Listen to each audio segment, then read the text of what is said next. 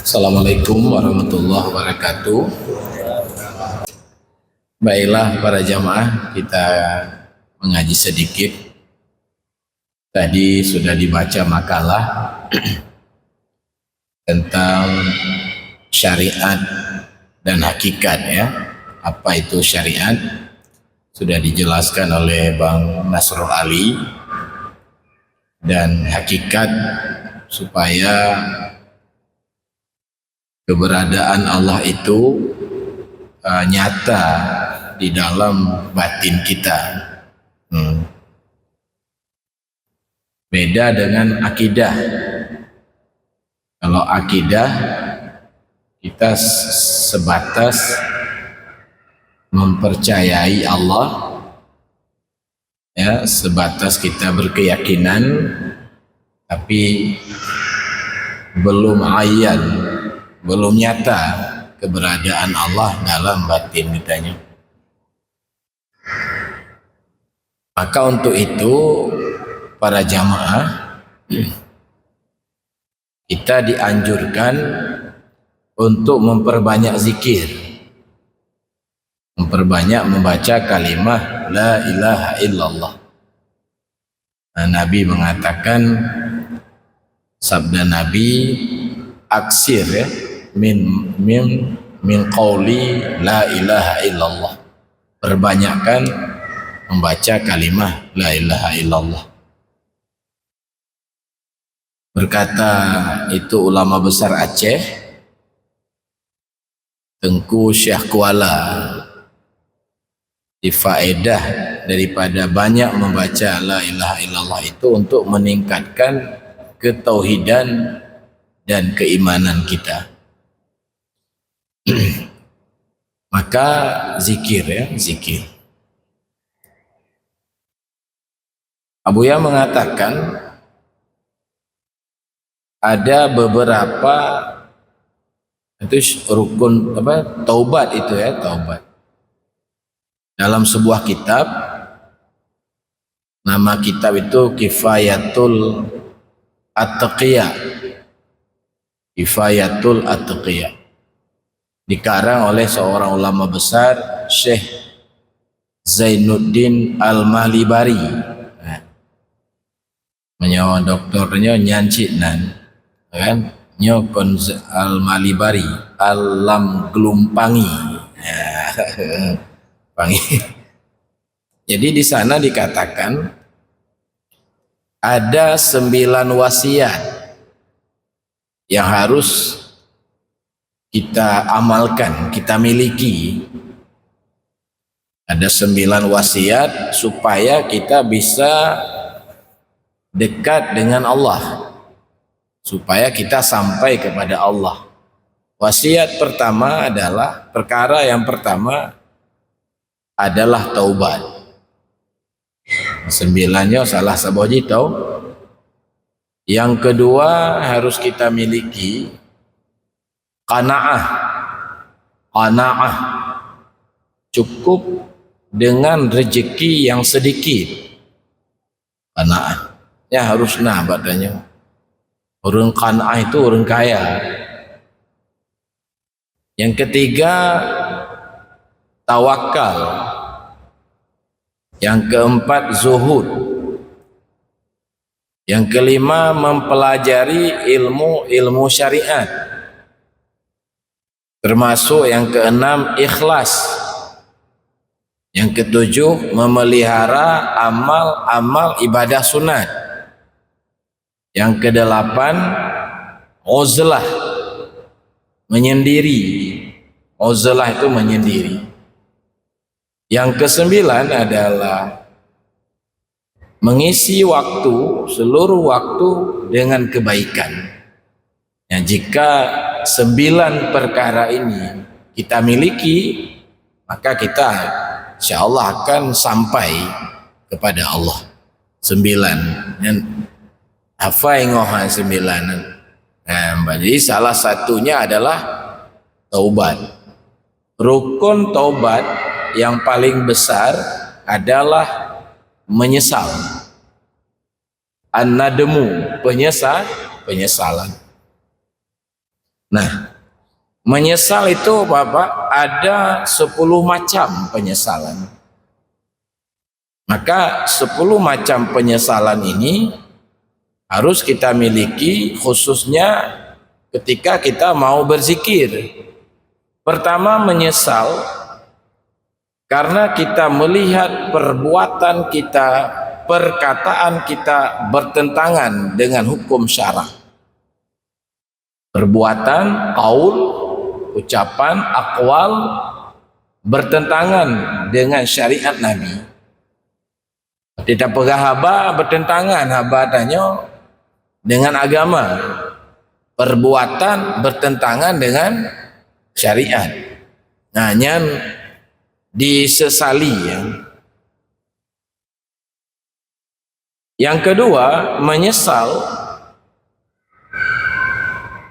ada keinginan bersenang-senang dengan syahwat duniawi, melakukan perbuatan dan perkataan yang berlebihan. Artinya cita-cita kita dunia, yang kita bicarakan dunia, yang kita impikan dunia. Jadi itu adalah dosa yang wajib disesali. Yang aku sini kan. Jadi yang tak bayang sabi kehebatan dunia, dunialah lauletanya. Nah, itu wajib disesali.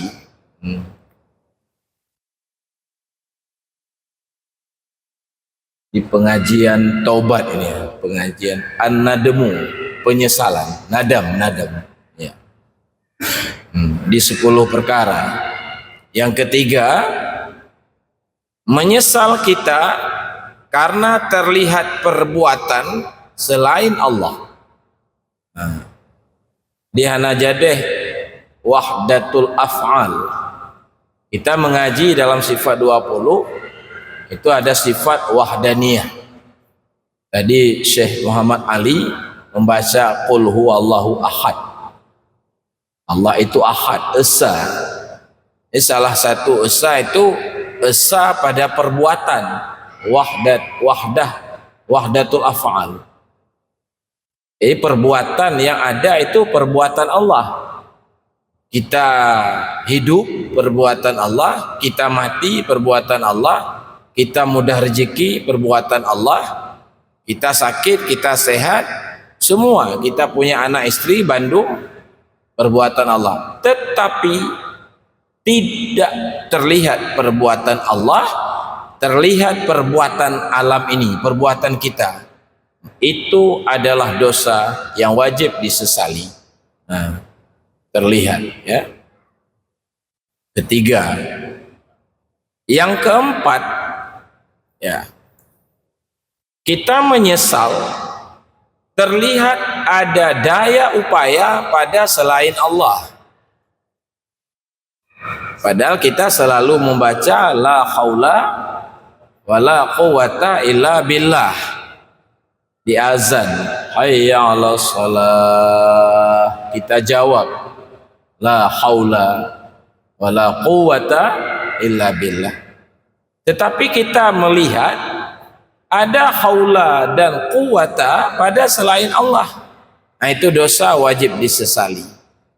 Mana daya upaya persih nih baca. Makanya orang yang belum berhakikat itu sebetulnya dusta ketika dia membaca la haula wala quwata illa billah. Nah, yang kelima, menyesal dosa yang disesali, tidak punya kemauan yang kuat, tekad yang kuat untuk mendekati Allah. Nah, itu mesti disesali. Mesti disesali, tidak punya kemauan kuat.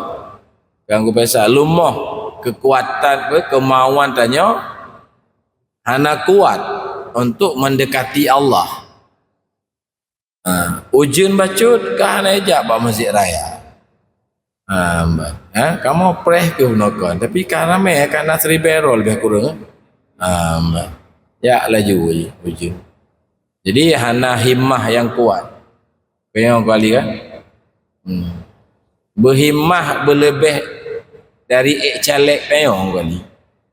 Kata calek kau dengar tak imah pasang baliho sagonyo, pasang baliho sagoji. Ikat bendera lompat tangan, wek bawahnya.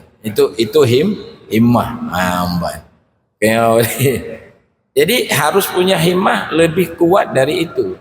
Himmah itu kendaraan di jalan Allah. Jadi yang dosanya apa? Dosa adalah yang disesali karena getanya hana punya himmah yang kuat. Yang dosa Bang Amir. Ke kedai tanya nah himmah. Ke keluarga tanya nah himmah. Ke pekerjaan kita punya himmah yang kuat. Himmah. Jadi tanpa himmatul aliyah apa? Himmah. Bahasa Indonesia kemauan, ya, bahasa Arab, bahasa Qatar himmah. Nah, ya kan? Tanya sama Pak Dokter. Yang keenam, menyesal tidak hadir Allah dalam ingatan. Tidak hadir Allah dalam ingatan kita. Kita banyak ingat yang lain. Yang kau ingat ke bengkel, ingat ke gudang, ingat. Tak pun ingat. Hanya ingat ke Allah. Bahkan kadang-kadang lam salat hanya ingat ke Allah. Nyan ukuran itu dosa yang wajib disesali. Yang ketujuh, menyesal karena belum dapat mencintai Allah. Mahabbah ilallah itu belum ada. Nah, itu dosa yang wajib disesali. Zambun, ya. Tidak ada mahabbah, la mahabbah fi qalbi, zambun, kan? Mesti disesali. Dosa itu. Yang kedelapan, dosa yang kedelapan, seperti dalam makalah tadi, tidak ada kasyaf. Mana kasyaf? Tidak terlihat keberadaan Allah dalam pandangan. Padahal Allah sangat nyata keberadaannya, karena ini kan bekas daripada perbuatannya alam semesta. Tapi keberadaan Allah hana lemah dulu. So lemah hujan mentong, hana lemah panai hujan. Ya kan? Jadi tidak kasyaf, tidak terlihat keberadaan Allah di dalam batin, dalam pandangan, itu adalah dosa yang wajib dilakukan taubat. Ditanya, lawan tak pahami taubat singkat mentong. Selamanya hana semayang, nyo ka semayang. Selamanya hana ajak bak masjid, nyo ka ajak bak masjid. Terbatas tak padahal banyak sekali dosa-dosa yang wajib disesali. Yang kesembilan, menyesal karena masih tertinggal ananiyah. Ananiyah, keakuan, tidak hilang selain Allah dalam pandangan kitanya. Kita masih melihat akuan makhluk ciptaan Allah, makhluk Allah. Keberadaan itu masih terlihat selain Allah di dalam batin, mentang wujud selain Allah dalam batin, maka itu perlu dilakukan taubat, perlu disesali. Katanya penyakit batin, sombong, dekabur, dengki, mentang matanya kaji payah tak gadoh menyokon ngon tauhid hakiki, ngon malim hangadoh penyakitnya.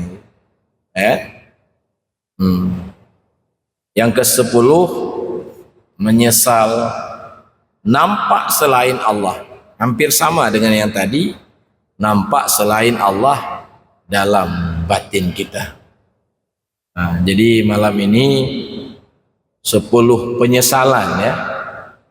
10 penyesalan yang mesti selalu ada di dalam batin kita. Maka tanya taubatnya tingkat-tingkat, Ibu. Tingkat taubat tingkat syariat, taubat tingkat tarikat, taubat tingkat hakikat. Sembahyang sebetulnya lagi ngaji. Sembahyang tingkat syariat itu kita sudah ada rukun heblah yang kakak salat pada martabat syariat. Tingkat tarikat kita sudah hadir Allah dalam ingatan. Tingkat hakikat hilang pandangan kita kepada selain Allah. Tengku sebahagian pegot lawak tentang salat syariat, salat tarikat, salat hakikat. Padahal itu dijelaskan panjang lebar oleh para ulama sufi di antara kitab khusus Asrar, Pak Dokter, Sirul Asrar, tak karangan Syekh Abdul Qadir Al-Jailani, Sirul Asrar. Itu di sana dijelaskan martabat ibadah, martabat awam, martabat khawas, martabat khawasul khawas. Seperti Kiai Ali itu khawasul khawas. Wa nahnu awam. Insyaallah. Jadi ya lagi jadi ada itu penjelasan. Tapi lucu sebahagian ulama kita buat lawak nyo karena cuma sembahyang syariat, sembahyang hakikat, sembahyang tarikat. Pandai yang kita yang pandai. Nah kita jelaskan. Cuman nggak bisa tanya jelaskan, namanya tanya hana mafhum makna tarikat, makna hakikat, makna syariat, makna tarikat, makna hakikat tanpa kita pahami dengan baik, anjir kita jelaskan persoalannya. Nah itulah bapak-bapak para jamaah dosa-dosa yang harus tanya sesali. Karena itu perjalanan kita panjang. Maka tadi Syekh Ali mengatakan wallazina jahadu fina lanahdiyannahum subulana. Jadi perjalanan panjang, ya. Sabilul masyaqqah, ya, jalan, ya. Ya saya jalan yang sukar dilewati. Nah, baiklah itu saja. Dan Allah wa yakum ajmain. Assalamualaikum warahmatullahi wabarakatuh.